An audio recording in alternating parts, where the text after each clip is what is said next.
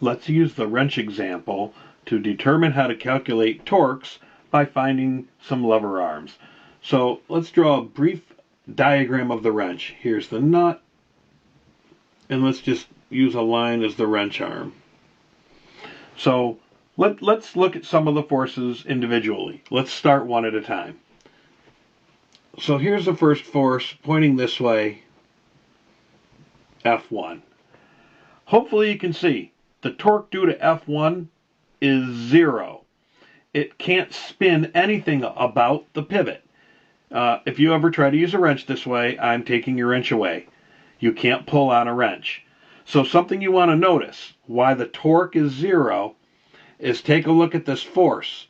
If you look at the line of action, or the line the force acts on, it goes all the way back through and ends up going through the pivot point.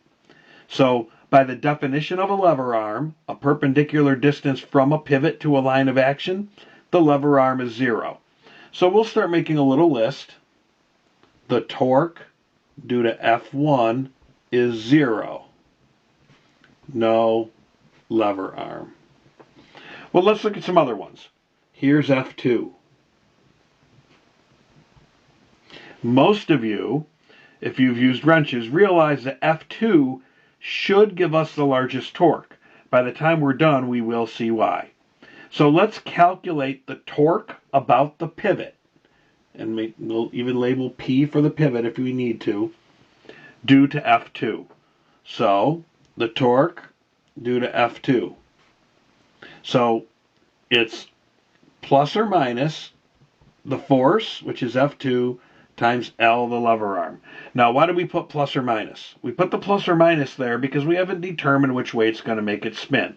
We'll add it last. So let's keep looking at it. So the force is F2. Now we need the lever arm. The definition of the lever arm is the perpendicular distance drawn from the pivot to the line of action. So here's what you want to do every time.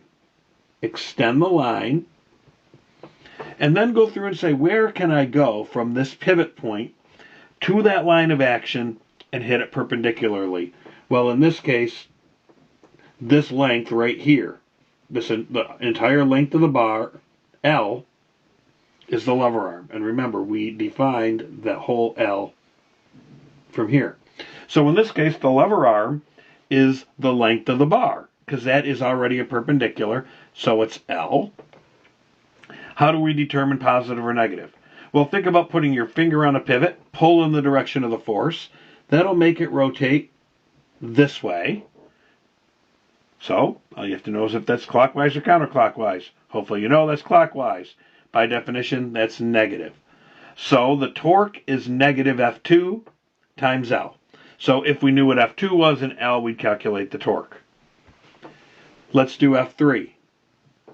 The torque due to F3, which we'll draw in a minute, plus or minus F3 times the lever arm. So here was F3 right down, and you were told this is L over 2.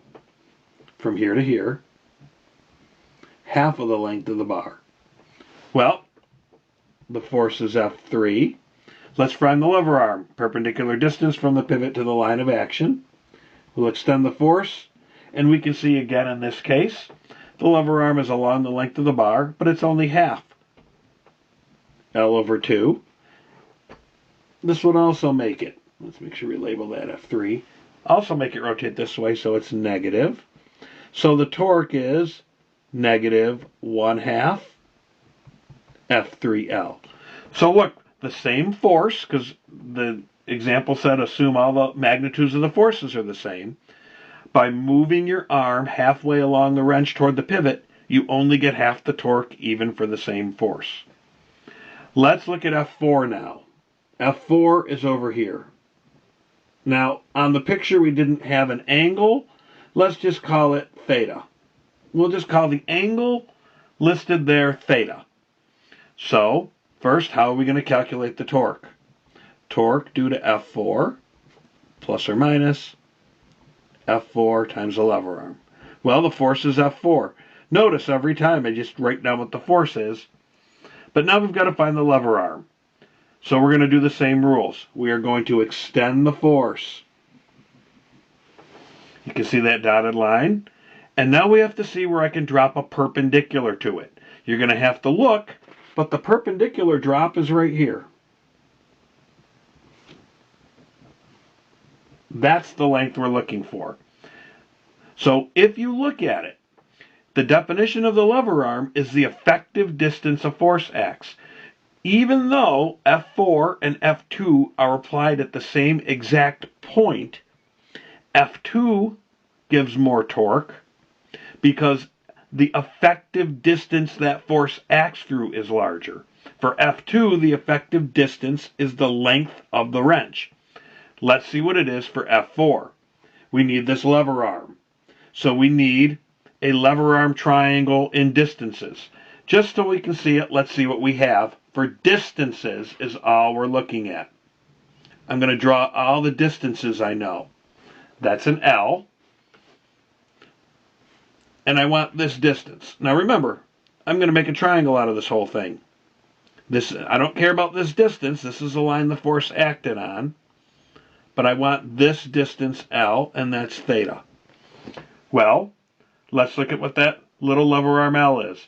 As I've said before, you have got to know your trig at this point. If you look at the lever arm L, hypotenuse, included angle, opposite side, which is sine. It's L sine theta. That's the lever arm. L sine theta. No matter what, though, it's still going to try to make it rotate clockwise. Take a look.